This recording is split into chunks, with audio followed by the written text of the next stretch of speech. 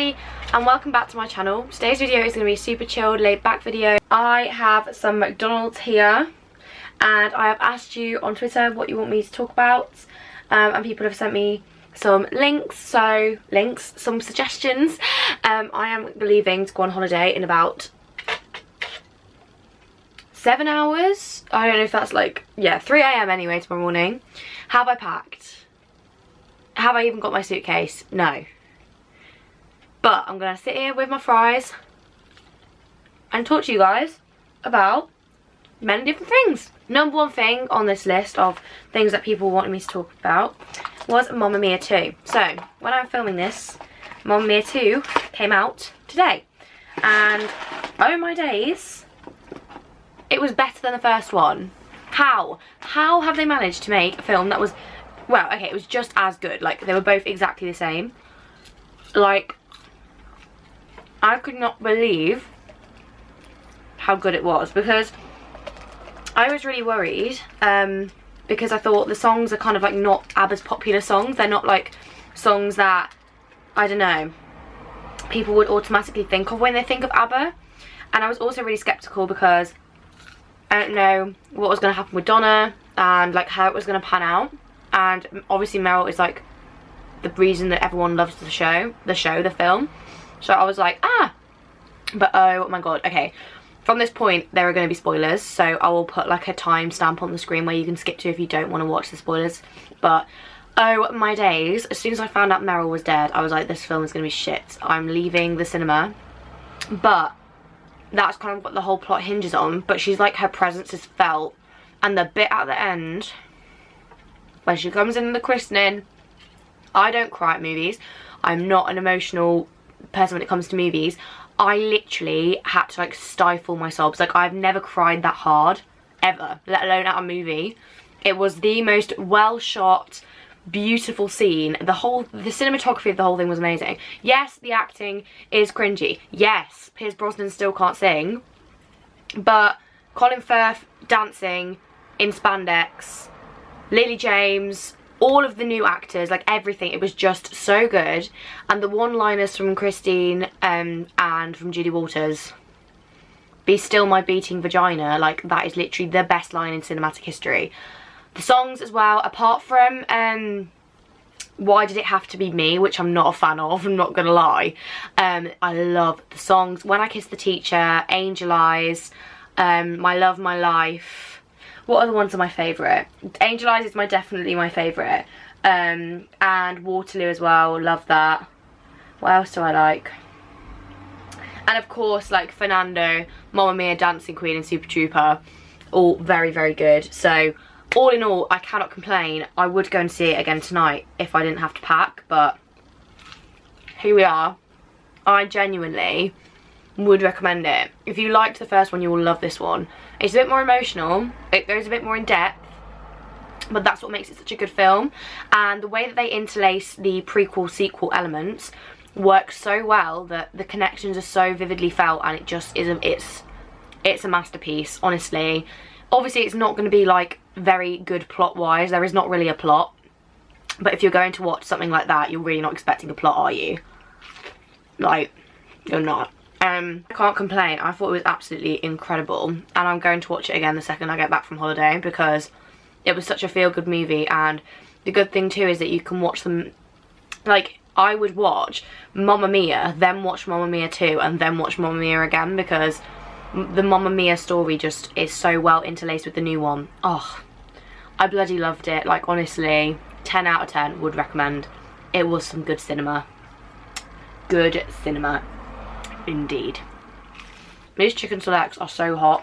I'm literally dying. Not spicy, but like hot as in burning my mouth because they've come fresh out the fryer or wherever they've been. Next thing on the list was university.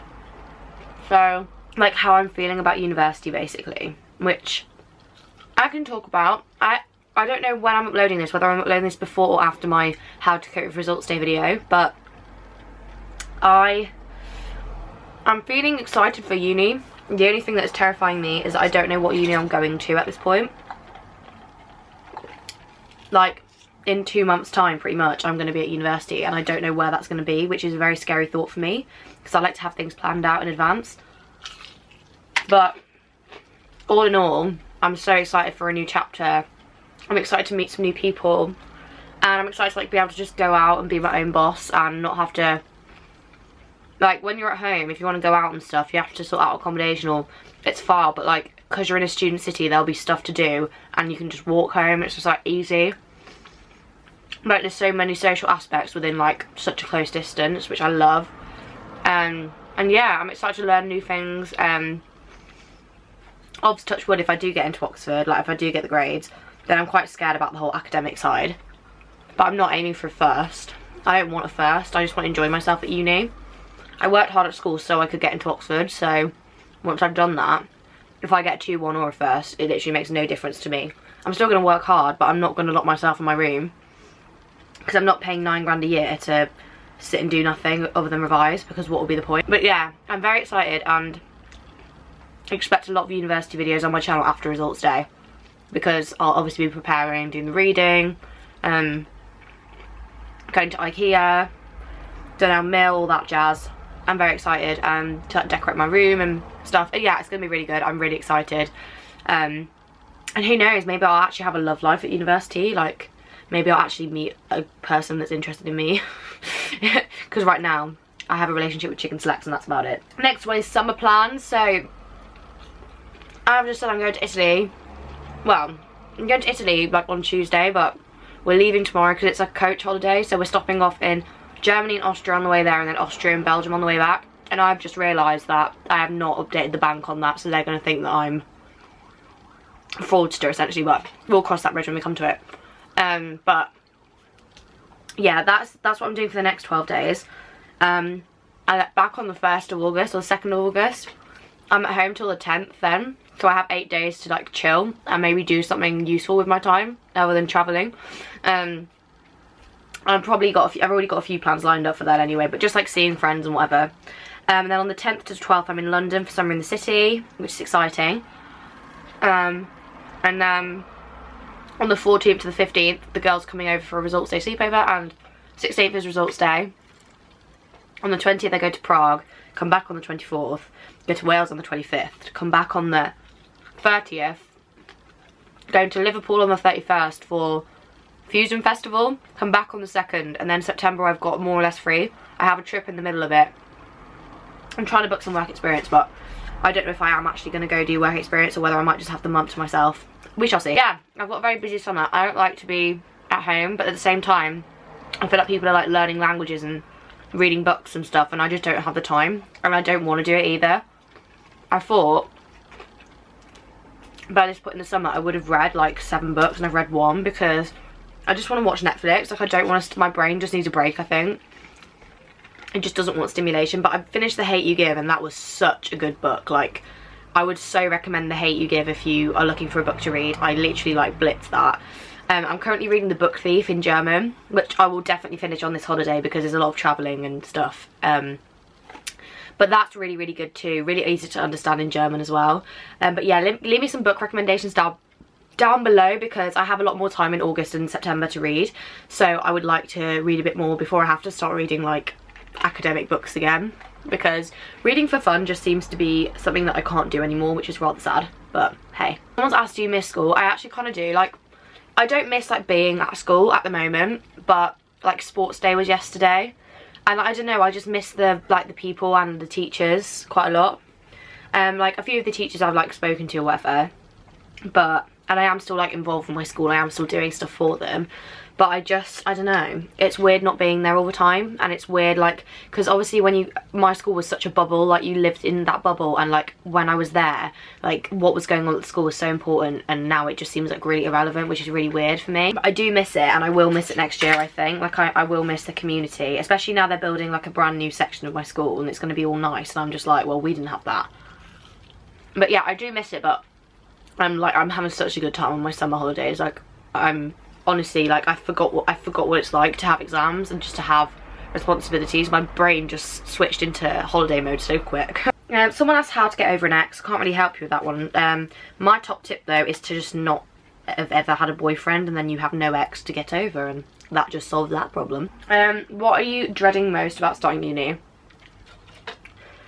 Right now I'm dreading getting into uni, but once I know where I'm going, I think for me it's just going to be like having to do adult things without like my mom's help. Do you know what I mean?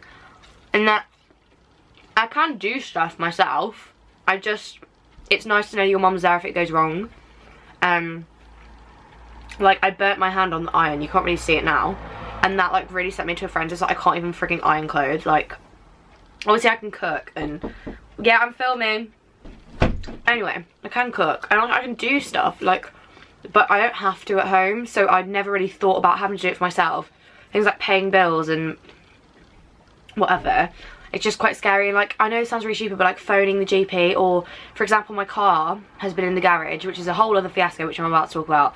But I was on holiday, so my mom sorted it all for me, which is so sweet of her. But when I'm at uni, like, that's not really her place to do that. Like, I've got to do that myself. And it was just unfortunate, the timing. Like, I would have sorted it myself had I been in the country. But obviously I wasn't in the country, so she kind of had no choice but to do it for me. But even just stuff like sending complaint emails and stuff, like, you just don't do that when you're at home.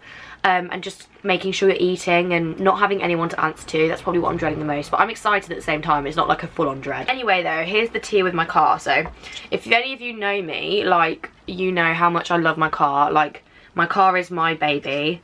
I love it to pieces. And it's, like, the most I've ever spent on anything. And it's also my favourite thing that I own.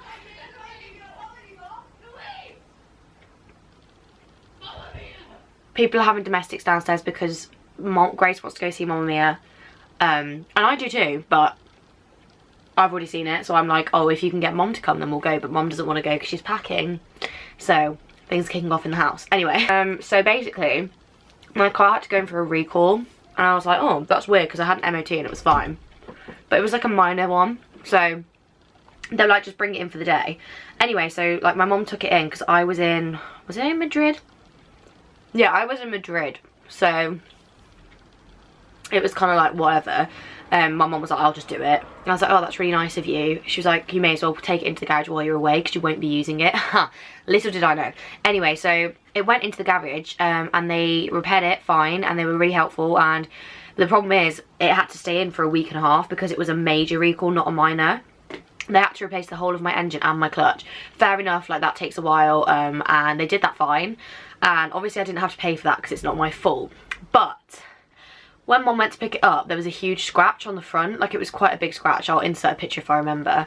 And obviously that had happened while it had been at the garage because they'd washed the car and there were fresh bits of plastic on it which would have been washed off had it happened before they'd washed the car.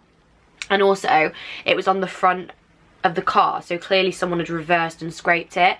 I don't reverse park. I've never reverse parked into a bay, so my car front would never have been exposed for people to scrape it. It would have been the back of the car if I'd have done it.